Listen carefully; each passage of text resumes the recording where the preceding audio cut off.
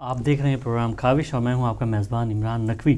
آج کے پروگرام کا موضوع پاکستان میں جو دہشت گردی ہے اس کے حوالے سے، اور ایک قسم کی دہشت گردی نہیں بلکہ مختلف قسم کی دہشت گردیاں وہاں پہ موجود ہیں، اور بہت سے دہشت گرد جو علاقائی بنیاد پہ، لسانی بنیاد پہ، مذہبی بنیاد پہ، فرقہ واریت کی بنیاد پہ اور جو ریاستی بنیاد پہ بھی دہشت گردی کا سامنا ہے پاکستان کو، اور پاکستان میں یہ دہشت گردیاں جو ہے بے تحاشا اپنے انداز میں دکھائی دے رہی ہیں۔ اور دہشت گردی جو ہے، ریاستی دہشت گردی بھی پچھلے دنوں آپ نے بالکل ڈسکا میں دیکھا ہوگا کہ وہاں پہ بھی جو 2 وکیل ہیں انہیں بھی جو ہے وہ نشانہ بنایا گیا، اور یہ ایک ایس ایچ او کی طرف سے ہوا جو کہ اس چیز کا ثبوت ہے کہ بھئی وہاں پہ ریاستی دہشت گردی بھی موجود ہے۔ اور ریاستی دہشت گردی آپ کو شاید یاد ہو، سانحہ ماڈل ٹاؤن بھی جو ہے وہ ایک ریاستی دہشت گردی کے حوالے سے سامنے ہے، اور وہ ہم نے اس کو بالکل سب نے، میڈیا نے اس میں دکھایا اور بتایا گیا کہ بھئی وہاں پہ جو ہے باقاعدہ وہاں پہ پولیس نے کارروائی کی اور وہاں پہ جو ہے نہتے لوگوں کو نشانہ بنایا گیا۔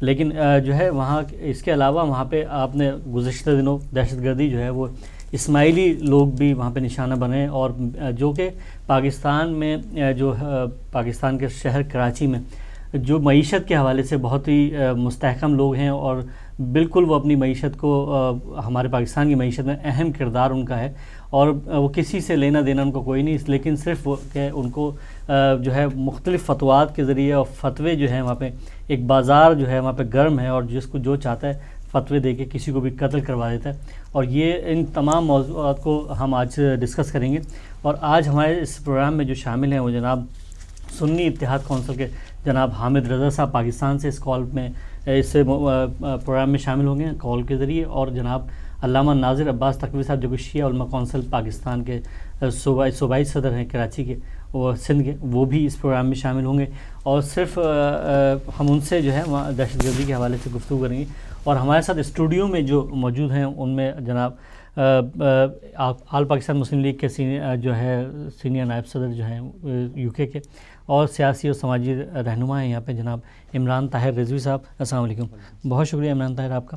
اور ان کے ساتھ موجود ہیں سینئر سیاستدان ہیں، کنوینر ہیں لندن میں پاکستان عوامی تحریک کے جناب ڈاکٹر طاہر القادری صاحب کے، جناب ساجد حسین آوان صاحب۔ السلام علیکم۔ بہت شکریہ ساجد بھائی آپ کا کہ آپ بھی اس پروگرام میں جو کہ دہشت گردی کے حوالے سے پیش کیا جا رہا ہے اس میں شرکت فرمائے۔ سب سے پہلے سوال تو میں آپ سے ہی پوچھنا چاہوں گا، کیونکہ ایک واقعہ آپ کی جماعت کے ساتھ ہوا جو کہ نہتے لوگوں کو نشانہ بنایا گیا، اس میں بے گناہ لوگوں کو شہید کیا گیا، اور اس کے اوپر آپ نے ایک بہت ایکشن بھی لیا، اس پہ آپ لوگوں نے اسلام آباد میں ایک دھرنا بھی دیا جو کہ پوری دنیا کے سامنے۔ اور گزشتہ دنوں ایک اور واقعہ جو کہ ڈسکا میں پیش آیا، اس میں بھی ایک ایس ایچ او کا آپ کردار سامنے دکھائی دے رہا ہے۔ تو آپ سب سے پہلے میں آپ سے جاننا چاہوں گا کہ آپ بتائیں کہ ریاستی دہشت گردی کو کس طرح سے ختم کیا جا سکتا ہے، اور اس کو کن لوگوں کی پشت پناہی حاصل ہوتی ہے؟ جی بہت شکریہ عمران صاحب، آپ نے اس اہم موضوع کے لیے ہمیں بلایا۔ سانحہ ماڈل ٹاؤن جو ہے وہ پوری دنیا کے سامنے ایک ایسی مثال ہے جو ایک سیاہ ترین باب ہے پاکستان کی اس ہسٹری میں، جس میں بالکل نہتے لوگوں پہ گولیاں چلائیں گئیں، شہید کیے گئے اور زخمی کیے گئے 90 سے زیادہ۔ اب یہ کس کے کہنے پہ ہوا، کیسے ہوا، یہ ساری چیزیں بڑی کلیئر طریقے سے عیاں ہیں۔ اس کے جو فیکٹس اور فگرز جو ملتے ہیں، جو طریقہ کار جو اپنایا گیا کہ اس سے پہلے میٹنگ ہوئی 16 تاریخ کو، اور پھر اس کے بعد یہ جو ہے وہ ہولی کھیلی گئی خون کی۔ آپ ذرا اس کی طرف دیکھیے جو جے آئی ٹی بعد میں بنائی، وہ ان لوگوں کے خون کا جو ہے ایک مذاق اڑانے کے لیے وہ کی گئی۔ اب پہلے باقر نجفی صاحب کی جو رپورٹ ہے وہ بڑا کلیئرلی ان کو مینشن کرتی ہے کہ یہ پنجاب گورنمنٹ اس میں ڈائریکٹ انوالو ہے۔ بلکہ ہم اس سے بھی آگے جاتے ہیں کہ جب وہ میٹنگ ہوتی ہے رانا ثناء اللہ کی موجودگی میں ہوتی ہے، تو اس وقت ڈاکٹر توقیر شاہ جو ہے وہ موجود ہوتا ہے، جو کہ سیکٹری ہے فیڈرل کے، جو نواز شریف کے۔ تو اس کا مطلب یہ ہے کہ فیڈرل گورنمنٹ بھی اس میں انوالو ہے۔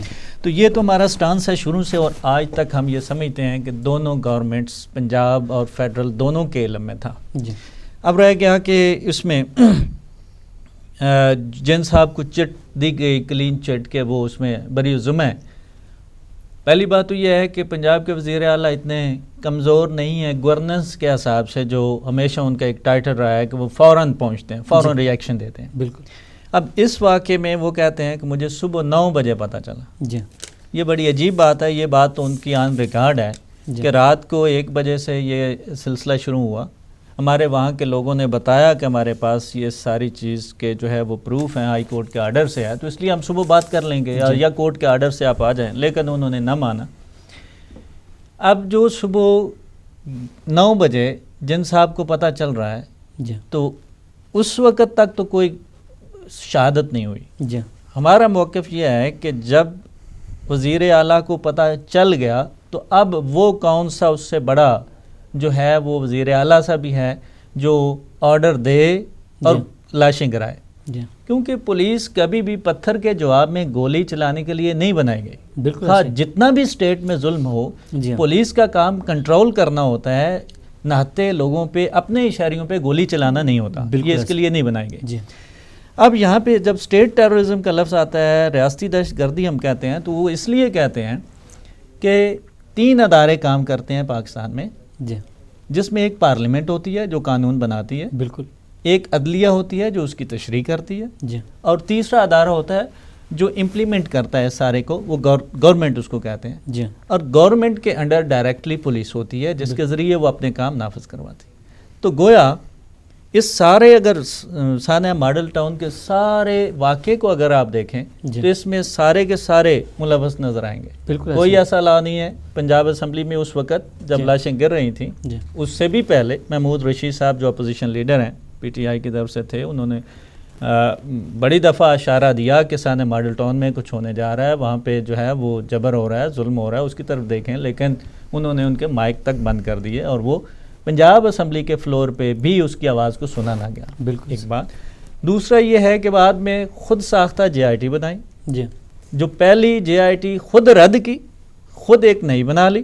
اس میں اپنے آپ کو بری ذمہ قرار دینے کے لیے خود ہی اپنے وہ پٹیالہ اس میں جو انہوں نے پلان تشکیل دیا تھا رانا ثناءاللہ کی موجودگی میں، اسی کو امپلیمنٹ کیا اور ان کو صرف یہ بتایا کہ یہ لوگ بری ذمہ ہیں. یہ نہیں بتایا کہ آخر یہ جو شہادتیں ہوئی ہیں ان کا وہ کون مجرم ہیں، کن کو ہم جو ہے وہ ڈکلیئر کرتے ہیں جن کو اندر ہونا چاہیے، جنہوں نے قتل کیا. قاتل نہیں ڈکلیئر کیے گئے. تو ہمارا کنسرن اسی جگہ پہ ہے کہ یہ ادارے فیل ہوئے، گورنمنٹ فیل ہوئی، اسمبلی فیل ہوئی، اور JIT بنا کے عدالت کے نام پہ یہ دھوکہ دیا گیا. جوائنٹ انویسٹیگیشن ٹیم بنائی گئی اور پہلے اسی جو جوڈیشل کمیشن کی رپورٹ ہے اس کو رد کیا گیا. تو اس کا مطلب یہ ہے یہ تینوں ادارے جب فیل ہوں گے تو یہ ریاستی دہشت گردی ہوگی.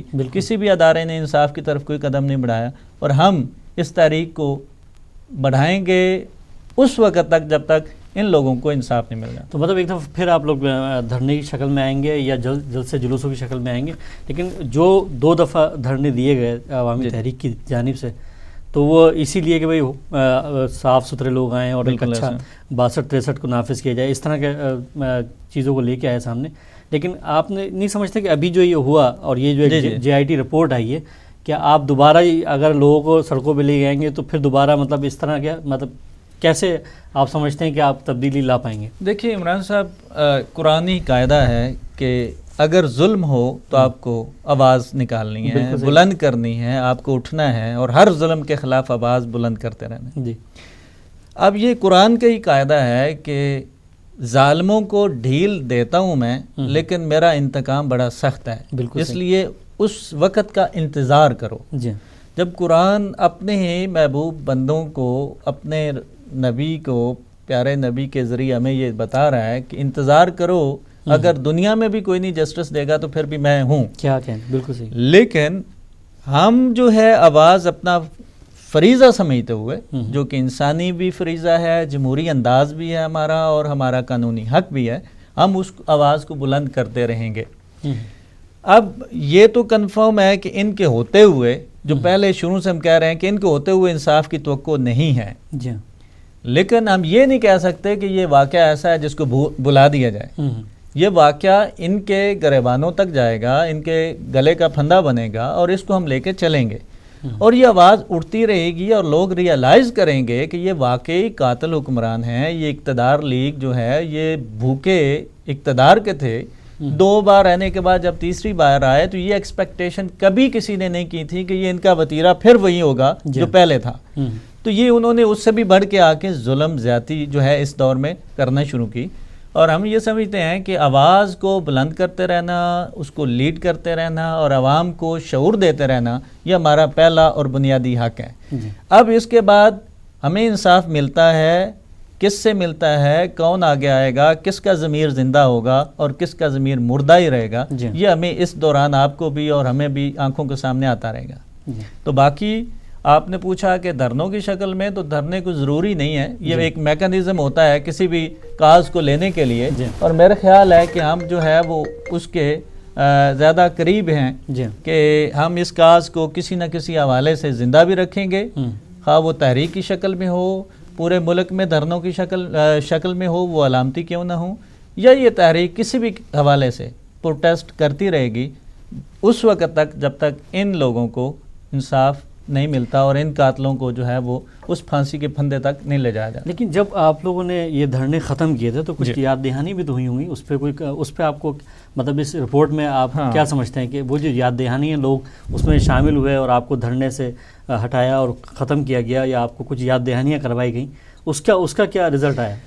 جی وہ بڑا اچھا آپ نے کویشچن کیا، جس میں ایسا دھرنا جس میں کچھ 37 کے قریب سیشن ہوئے گورنمنٹ کے نمائندوں کے ساتھ. بالکل ٹھیک ہے جی.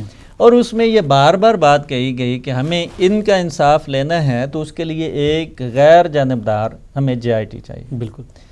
اب غیر جانبدار 4 نام پیش کیے گئے اور ان ناموں میں سے ایک شاہد حیات صاحب کا تھا جو کراچی میں تھے. جی. ہم نے کہا کہ یہ قبول ہے. حسن اقبال صاحب آئے فیڈرل منسٹر، واپس گئے تو وہاں سے پتہ چلا میاں صاحب نے کہ یہ ایسا نہیں ہونے والا، ہم اس نام کو نہیں لیتے. اب اس کے پس پردہ جو بھی ہے وہ خان ہے جی، گنڈا پور صاحب بھی خان ہے اس لیے ہم ان کو نہیں لیتے، یا کچھ بھی ہے. اب شاہد حیات صاحب جب آپ ایک نام خود دے رہے ہیں، ہم اس کو لے رہے ہیں، اور اسی 4 ناموں میں ایک اور نام بھی ہے عبدالرزاق چیمہ صاحب کا، جن کو آپ نے کہا یہ 4 ناموں میں ہم نے اس کو ریجیکٹ کیا اور بار بار کیا. آپ نے بڑی دفعہ کہا، ہم نے ریجیکٹ کیا. جب ہم نے پہلے ہی اس کی کانسٹیٹیوشن پہ اعتراض کر دیا، اس کو ریجیکٹ کر دیا، مجھے یہ نہیں سمجھ آتی کہ یہ کون سا انصاف ہوگا دنیا کے سامنے کہ ایک جس کو انصاف دینا ہے وہ کہہ رہا ہے کہ ہمیں یہ بندہ نہیں چاہیے. یہ انصاف کے بنیادی تقاضوں میں ہے کہ اگر کوئی جو ہے وہ کلیمنٹ یہ کہہ دے کہ میں کلیم کر رہا ہوں لیکن مجھے اس سے جسٹس کی توقع نہیں ہے، میں نہیں مانتا اس کو، تو فوری طور پہ اس کے اعتماد کو بحال کرنے کے لیے اس کی مرضی کا لگایا جاتا ہے، اس سے بہتر لگایا جاتا ہے. بالکل.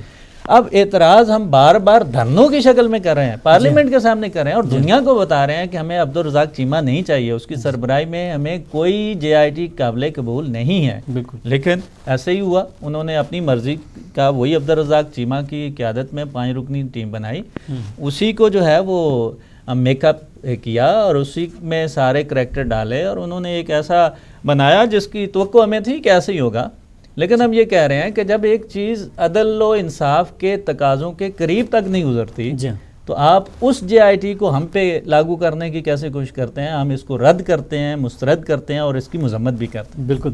اچھا، میں عمران طاہر آپ کی طرف آؤں گا اور لیکن اس سے پہلے ایک بریک ہے، میں لیکن کوشچن میں آپ کو دے جاتا ہوں.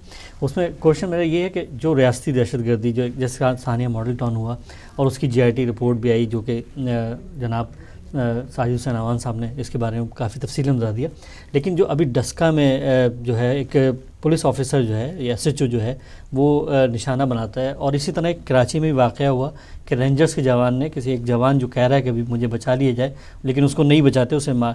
تو یہ ریاستی دہشت گردی کے ذمہ دار کون لوگ ہیں اور اس سے کیا جو ہے ہم کیا سمجھتے ہیں کہ کیا ہم وہاں کے لوگوں کی جان و مال محفوظ ہیں، رہ سکتے ہیں یا نہیں؟